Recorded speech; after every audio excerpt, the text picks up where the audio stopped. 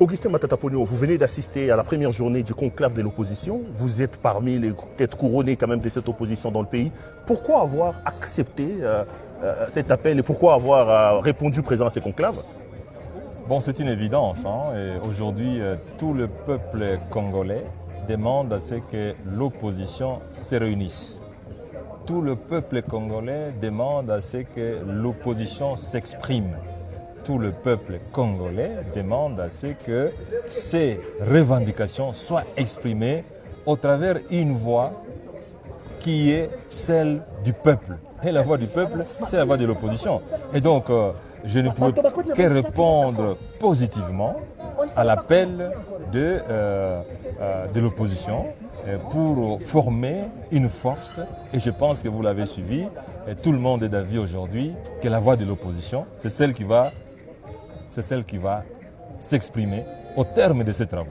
Non mais vous êtes là, vous, il y en a quand même quelques-uns de vos compatriotes de l'opposition qui ne sont pas là. Je pense à Moïse Katumbi, je pense à Fayoulou, je pense à Kabound et aux autres. Est-ce que ce n'est pas déjà un mort n'ayant pas réussi à avoir une sorte d'unanimité, d'adhésion de tout le monde par rapport à cette... Je ne pense pas, et je crois que même en pleine démocratie, il n'y a pas unanimité. L'unanimité n'existe pas. La démocratie, c'est la loi du grand nombre. Et le grand nombre est ici. Et donc, le peuple se retrouve au travers du grand nombre. C'est ça le principe de la démocratie.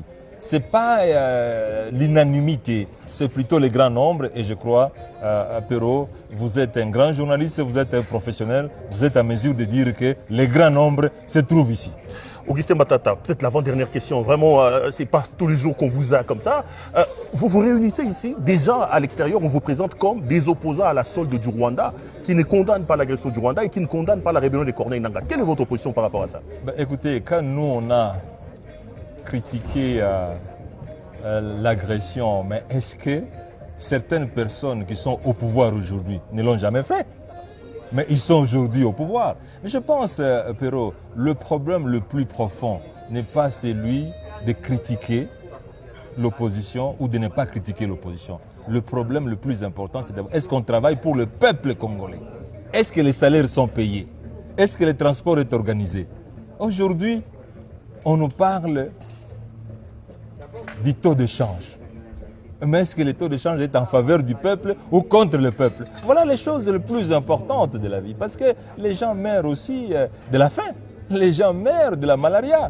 Mais je pense que le plus important aujourd'hui, c'est l'unité du peuple congolais pour voir comment résoudre le problème congolais. Ça sera la dernière question. Vous êtes un ressuscité. On vous a condamné à 10 ans. Ça sera la première fois que vous vous adressez devant les médias. Votre secrétaire général, Franck Chamala, disait que vous étiez importé, disparu. Je vous retrouve ici à Nairobi. Où vous passez votre exil et qu'est-ce que vous allez dire? Première réaction quand même par rapport à... Vous êtes quand même un condamné à 10 ans. Vous êtes un évadé, si on peut le dire comme ça. Vous avez fui votre justice, la justice de votre pays. Perrault, vous êtes un professionnel, même si vous n'êtes pas juriste. Vous savez que la constitution congolaise réglemente la façon dont une personne doit être jugée, condamnée, arrêtée. Nul ne peut être jugé que conformément à la loi et selon les normes écrites par la loi. Mais j'ai été jugé en dehors de la loi. La Constitution a été violée plus de 50 fois. Que dit la Constitution? Ce qui n'est pas conforme à la Constitution est nul et de nul fait. Donc je n'ai pas été condamné. Je n'ai pas été condamné parce que la Constitution dit que si quelqu'un est condamné en dehors de la loi, c'est nul et de nul avenir. Donc je n'ai pas été condamné. Ah, vous récusez les 10 ans de condamnation là? Mais la Constitution récuse cette condamnation. Donc je n'ai pas été condamné. Je suis content d'être en face d'un ressuscité. Merci beaucoup. De vous retrouver. Merci. Merci beaucoup. Merci beaucoup. Voilà.